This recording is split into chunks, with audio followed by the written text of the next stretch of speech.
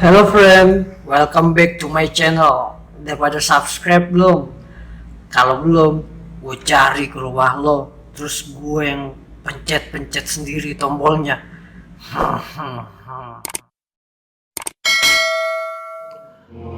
Dia duduk di kursi itu, dia bilang ke saya, teruslah engkau berpikir. Ketika engkau nggak mampu, saya akan merasuki tubuh kamu. Tapi saya tetap teguh pada pendirian saya zikir terus, tidak mampu saya lakukan dengan lisan, saya lakukan dengan hati. Halo friend, kembali lagi di channel The Bebas TV. Kali ini kita kedatangan narasumber Mas Ardi, dan beliau mau menceritakan tentang kisah mati surinya. Kepo kan, langsung aja kita tanya dari umurnya dan asalnya. Mas Ardi, asalnya dari mana?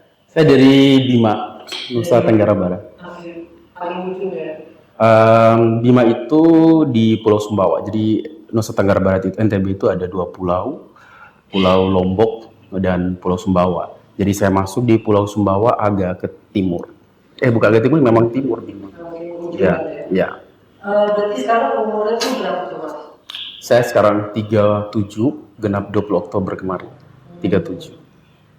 Langsung aja, saya pengen banget tahu juga nih, kayak tahu kayak ceritain dong ke kejadian-kejadian yang Mati suri itu. nalar kita dari awal sampai selesai, maksudnya sampai Mas bisa menjadi nalar itu seperti apa? Iya, oke. Waktu itu kejadian itu sekitar saya berumur 18 tahun, 17-18 tahun gitu. Tepatnya di kelas 2 SMA, di semester akhir. Saya waktu itu mau naik ke kelas 3. Waktu itu saya jalan-jalan sama teman saya, janjian ketemu sama pacar saya. Waktu itu di bawah kaki gunung ada sebuah jembatan Amahami. Bukan jembatan Amahami, jembatan Wadun Tandarahi. Ada di salah satu gunung daerah Bima itu, dan itu masuk dalam kisah tradisional Bima. Waktu itu saya melihat sama sahabat saya melihat ada sosok perempuan yang berdiri agak menyamping dari posisi kita. Saya lihat hanya samping mukanya, hanya nggak lihat full, tapi di sampingnya aja gitu. Jadi rambutnya panjang hampir menyentuh tanah. Kemudian saya bilang sama teman saya, Gom, coba lihat itu perempuan cantik banget ya, tapi kok diam ya, nggak ada suaranya begitu ya. Saya cuma satu kata itu doang. Hanya itu, karena cewek saya nggak jadi datang, baliklah kita ke rumah masing-masing. Saya nyampe di rumah, langsung jatuh. Semua orang rumah kaget, bingung kenapa. Dikira pingsan biasa ya. Ternyata saya dalam pengaruh makhluk gaib. Saya merasakan dia mendang badan saya bagian belakang.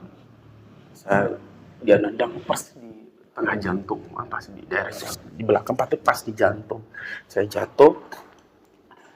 Sebulan saya tidak sadar diri, sebulan. Saya kondisinya tidak pulih-pulih sebulan. Orang tua bingung, keluarga juga bingung. Tapi saya bisa berdialog dengan mereka di saat-saat tertentu aja, sekitar jam 2 malam, kadang jam 3 malam. Saya melihat keanehan, padahal itu jam 3 malam, tapi saya melihatnya dunia tuh seperti jam 2 siang. Jadi saya dibawa pengaruh alam gaib. Pengaruh tendangan makhluk gaib itu sampai mengubah saya menjadi sosok yang tidak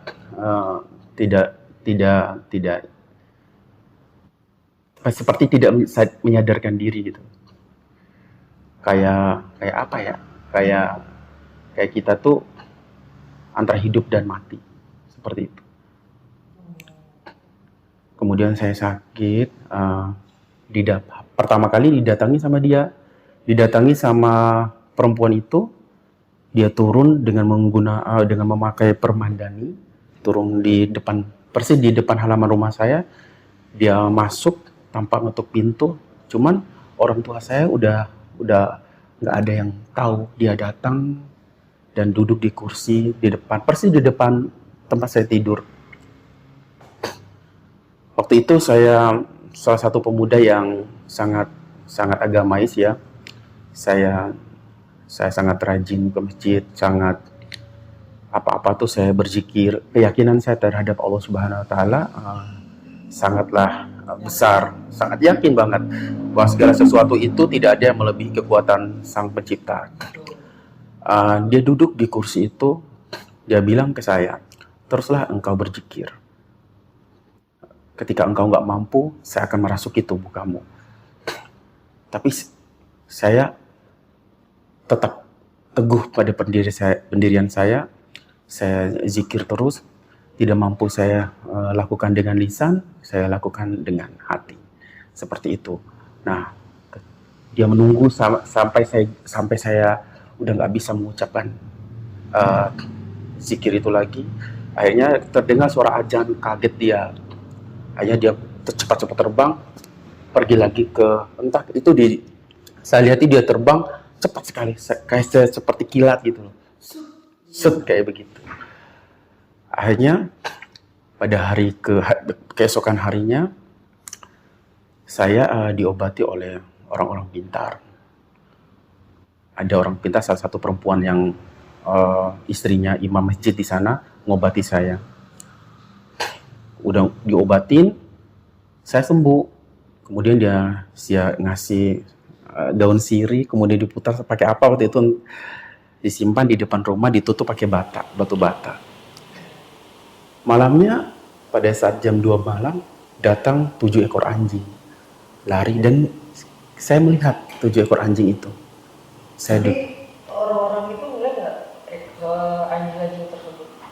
Orang yang mana nih? Orang warga sekitar. Oh enggak, ini kejadian jam 2 malam, di mana semua orang tidur, hanya saya yang sadar. Dan di bawah pengaruh alam gaib, saya sadar. Pada waktu itu saya nggak, kalau realnya saya nggak bisa berdiri karena tendangan itu membuat badan saya itu mati semua, nggak ada fungsinya. Tapi entah kenapa setiap jam 2 malam badan saya itu seperti manusia normal yang kuat jalan kemana-mana.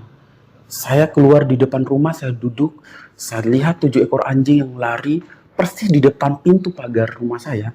Mereka sejenak noleh ke arah saya, 7 ekor anjing itu. Habis itu dia lari lagi menuju ke istrinya imam masjid yang ngobatin saya. Nah, 7 ekor anjing itu mendatangi tempat tidur imam masjid itu. Sambil bisa mencakar-cakar cuman nggak bisa dijangkau oleh 7 ekor anjing itu. Mungkin ada doa-doa juga, nggak tahu ya.